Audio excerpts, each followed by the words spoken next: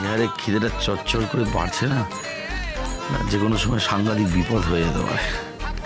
আরে কত বিয়ে বাড়ি গিয়েছি, কত ভালো ভালো খাবার ফেলে দিয়েছি, এখন সেই সব খাবারের কথা মনে পড়ছে।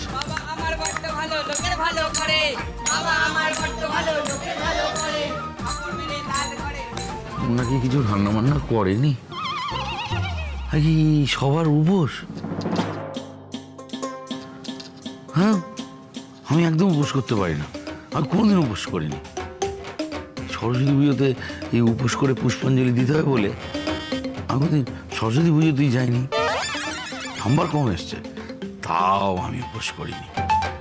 আপনি চিটিং বাজ ঠকবাজের জন্য আমাকে উপোস করতে হচ্ছে।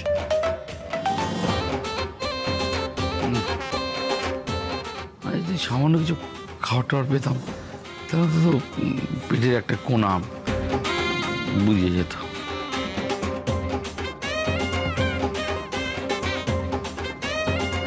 ও প্রভু, ও প্রভু, হে প্রভু।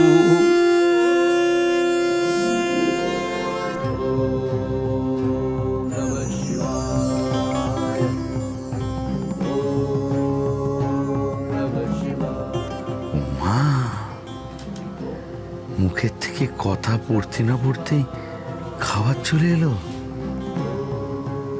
আমি কি গুপি ভাগা হয়ে গেলাম নাকি? নাহলে এরকম খাবার চলে এলো। ধন্যবাদ।